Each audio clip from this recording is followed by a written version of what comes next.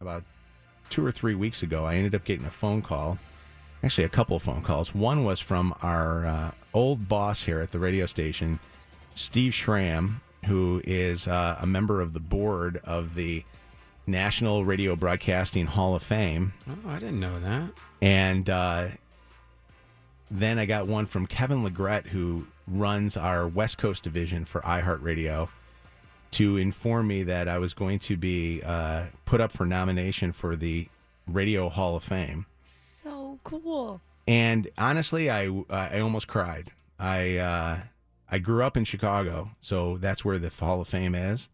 And Chicago has always been told by people that it's like the greatest radio town in the world. And until I came to Detroit did I realize that Detroit was a better radio town. But don't tell my friends in Chicago because they'll be upset with me. But the history of Detroit radio is a greater history than I think the history of Chicago radio. But a couple of things that were interesting was they kind of beat around the bush trying to ask me what my full story was. And I said, what do you mean? And they said, well, we want to kind of have like a resume of the fun things that you've done in your life. And I was happy to tell them that I started off my radio career with the horrible radio name of Peeping Tom as an intern at B96 in Chicago. No. And then left B96 in Chicago as Peeping Tom and was told by a guy by the name of John Peake that I was going to have to go to use the name Mojo, which was an old nickname of a friend of my dad's, because he wanted to have me use that name because, I was Cuban and he wanted a little bit more of a Cuban influence on the radio. And then coming to Detroit and being here in Detroit, where legitimately this was the move of moves for me, to move my family, who all were from Tucson, across the country to come back to the Midwest where I was from. And the only way that I could sell this was the owner of our company told Chelsea, don't worry, you'll only be there for 3 years, and then we'll move you guys to Chicago, and then we'll move you back to Phoenix. That was kind of like the thing. Well, 22 plus years later, and we're still in Detroit and not moving. But not for a lack of trying. but yesterday they came out with this nomination of the Radio Hall of Fame, which was really honestly extremely flattering.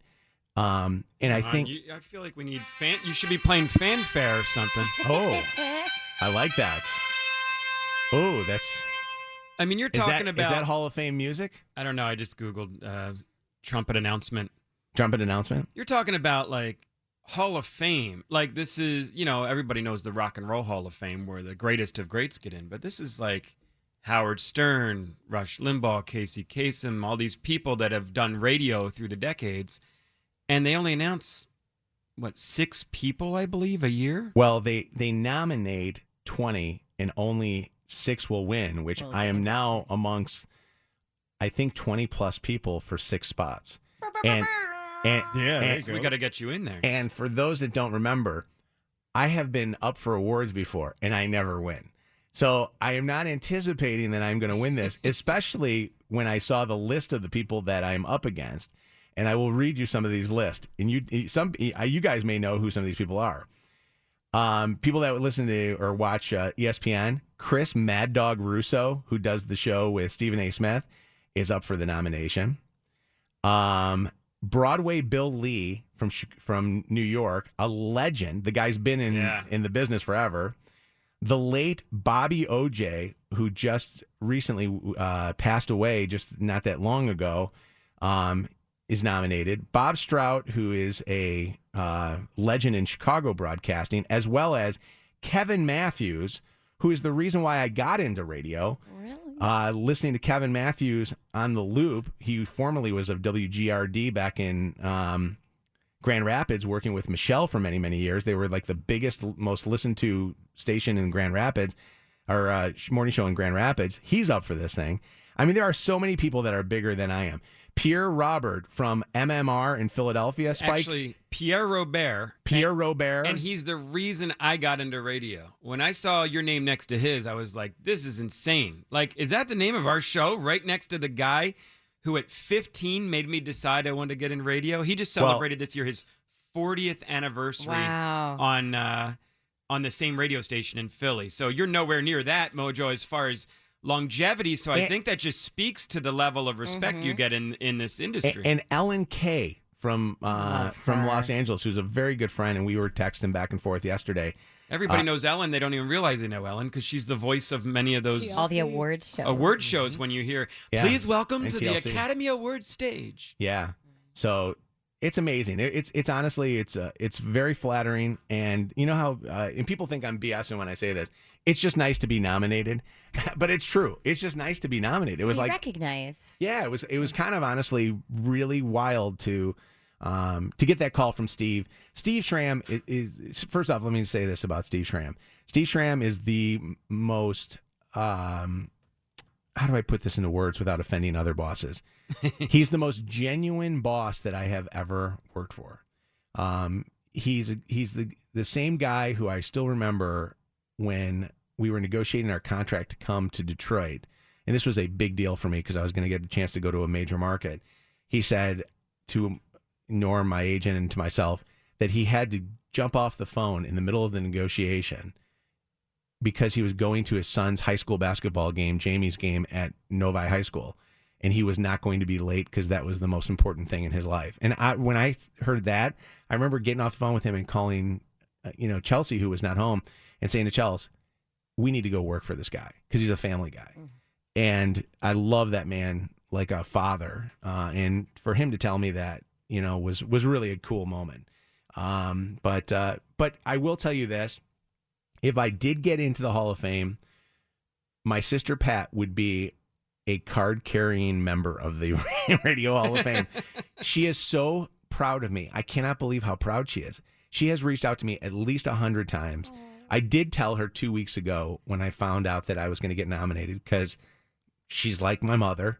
And she, every day, did they announce it? Did they announce it? And then finally over the weekend, she's like, are you sure you're getting nominated? Like, she didn't believe me at first. I said, yes, they told me that it was going to come out. It was going to come out on the 13th.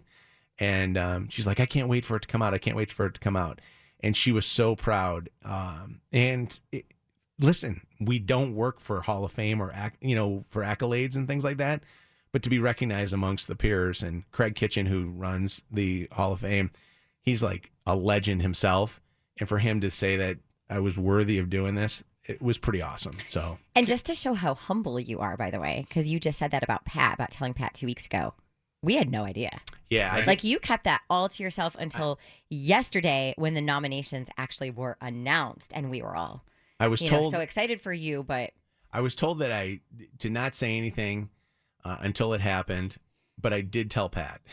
And I trusted that my sister Pat, who's on social media, wasn't going to post anything or say anything, and I told her she couldn't say anything at all. But yeah, it was cool. It was very cool. And honestly, the way that it goes as far as voting is, there are 600 people in the industry that get a chance to vote for this.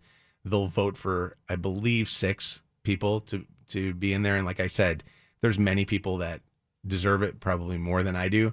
And I think from what I heard, I think that you're on the ballot for at least 2 years. I don't know what the story is. So if I don't get in this year, maybe I'll get in next year. And if I don't get in at all, I'm fine with it. I appreciate what they did by letting me be nominated. And I'm hoping today I'm going to listen to Howard Stern's show today, because he always makes your name again. He always makes fun of everybody that's nominated for this thing. Oh, he does? He hates, he hates radio. Because last year Ryan Seacrest, or 2 years ago, Ryan was nominated. Is Ryan in it? Yeah, he is. I love Mojo. But Howard for years was rejected by the radio community because what his brand was not what everybody was doing at the time when he came out. So now he still rails against it to this day. And also, of course, it's good business for him because he's not in traditional radio anymore. Kudos to Mojo. But you think about some of the Detroit voices J.P. McCarthy, Dick Purton, Ernie Harwell. Like, there's legends from Detroit that are in the Radio Hall of Fame. So it will be cool, to see what the voting does, and they say in November if I were to get voted in, then that would be the time to go to Chicago and be part of this. So that would be kind of cool.